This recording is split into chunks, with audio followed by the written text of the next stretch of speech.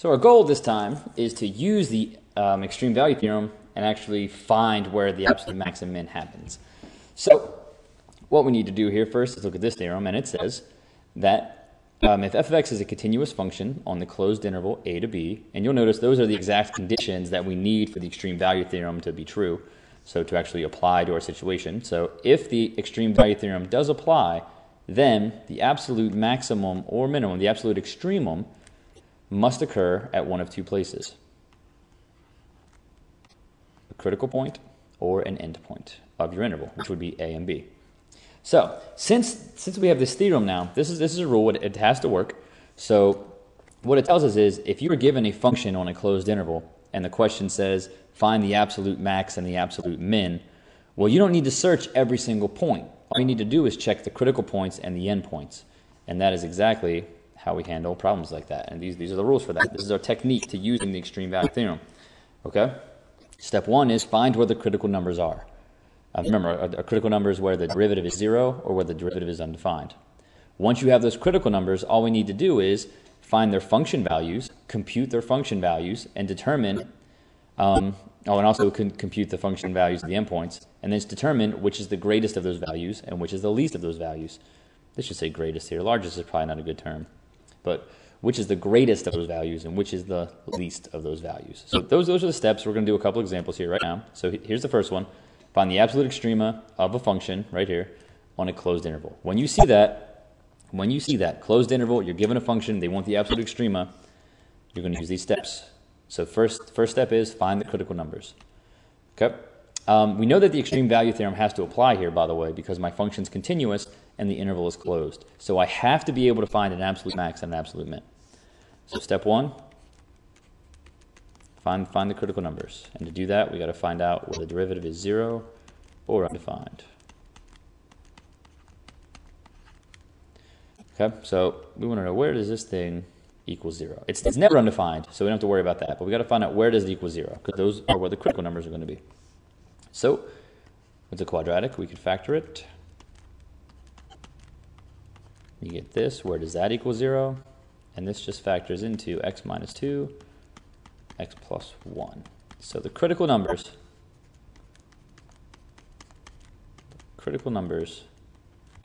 are x equals 2 and x equals negative 1. Okay, that was step one, right? Find the critical numbers. Step two is compute the function values of the critical numbers and the endpoints. Okay, no problem. That just means plug them back into the function. We want to know the function value. Don't plug them into the derivative. All right, we found these numbers because the derivative was 0 there. We're not plugging them back into the derivative. We want to find out what their y value is, so we plug them back into the original function. Oh, I guess this shouldn't really be f prime. This should be y prime, right? There we go. So step two is compute the y values at negative 3, at 3, at 2, and at negative 1. There we go. So we're going to plug all these numbers into this function and just find the y values. I'm going to do a calculator here. Let's see. So first thing you do to do this on a calculator is plug that function into your calculator. We got that. 2x cubed, 3x squared, minus 12x plus 5. Yep. Okay. The next thing is you want to find y of negative 3. So here's you can graph it and do this as well. But here's how I like to do it. I like to go to vars, function, and choose y1, and then I just tell it y1 of negative 3. Go ahead, compute that. And boom, it gives it to me, negative 40.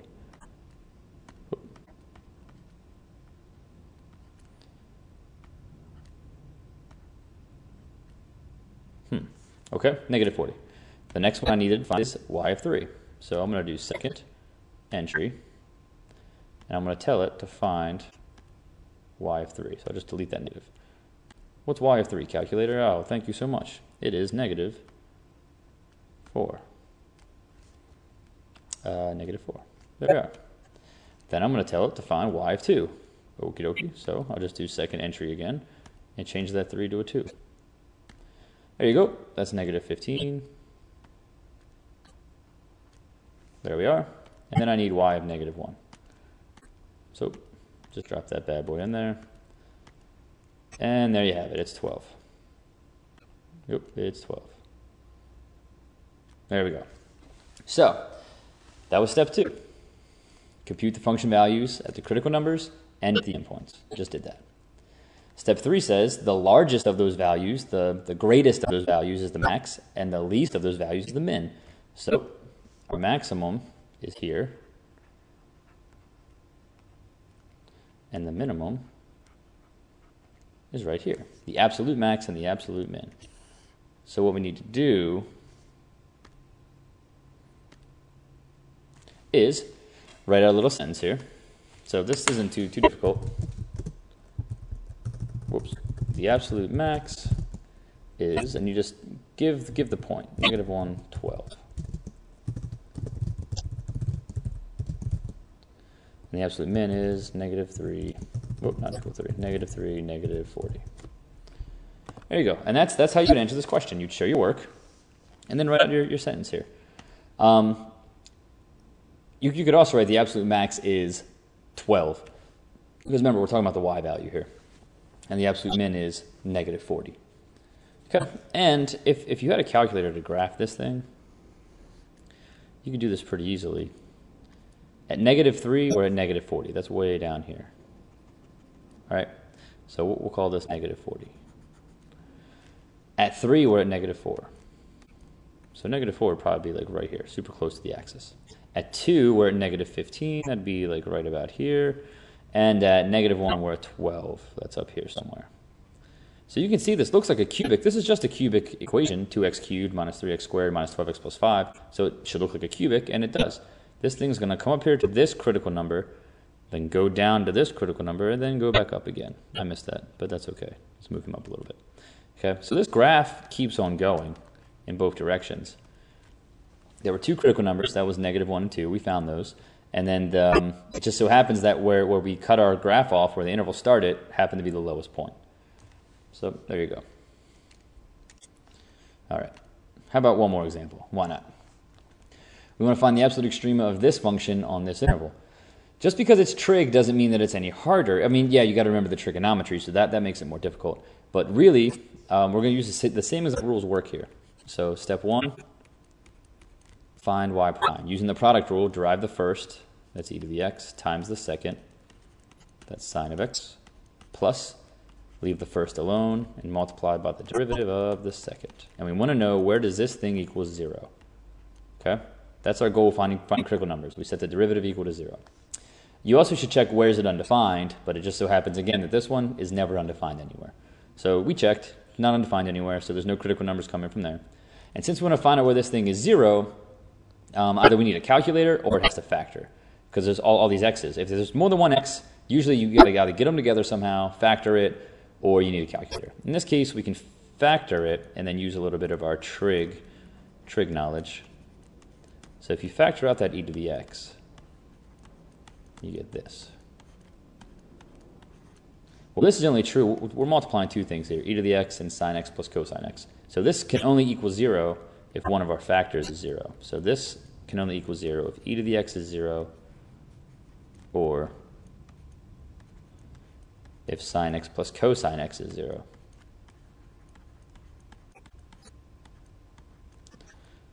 Okay, well, e to the x equals 0 has no solution. E to the x is never ever 0. Sine x plus cosine x, well, that'll be 0 if sine x equals negative cosine x. And this happens, I'm not going to go over the trig now. If you're a little confused on this, you might want to go back and brush up on some trig, but you should know where this happens. Sine x equals negative cosine x at x equals 3 pi over 4, because sine is root 2 over 2 and cosine is a negative root 2 over 2, and at x equals 7 pi over 4. Okay? It happens other times, but between 0 and 2 pi, there's only 2 times it happens, 3 pi over 4 and 7 pi over 4. So once we get those numbers, and if you can't find these numbers, if you're unsure how to solve this trig equation, then, I mean, it's not the calculus that's giving you a hard time, it's the trigonometry. So you just got to go back and brush up on that unit circle. But now that we found these critical numbers, which are 3 pi over 4 and 7 pi over 4, because they make the derivative 0, all we need to do is find the y values at those critical numbers and at the endpoints. So we're going to find the y value at 3 pi over 4 and 7 pi over 4, and at 0 and 2 pi. And again, this is all supposed to be without a calculator. So let's do the bottom two first. They're easy. Y of 0, if you plug 0 into this, you get e to the 0 times sine of 0. But sine of 0 is just 0. Oh, that's right here. Okay, let's erase all this junk. If you plug in 2 pi, you get e to the 2 pi times sine of 2 pi. But sine of 2 pi is just 0, so that's also 0. If you plug in... Get out of here. What am I doing? Oh, man. There we go. If you plug in 3 pi over 4, you get, you get e to the 3 pi over 4 times sine of 3 pi over 4, and that is root 2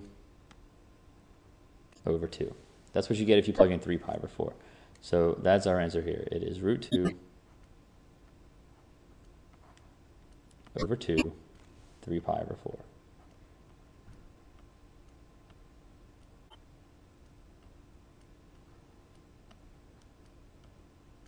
There you go.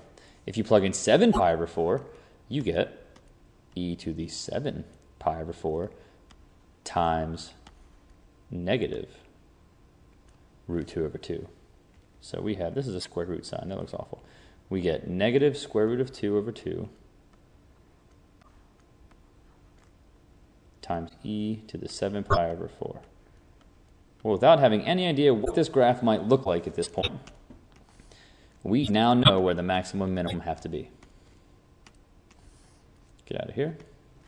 The maximum on this interval is the largest of these values. Well, since positive root 2 over 2 times 3 pi over 4 is not 3 pi over 4, e to the 3 pi over 4. Come on. E to the 3 pi over 4. There we go. Since this is a positive number, it's bigger than 0, and it's bigger than this negative number. So the absolute max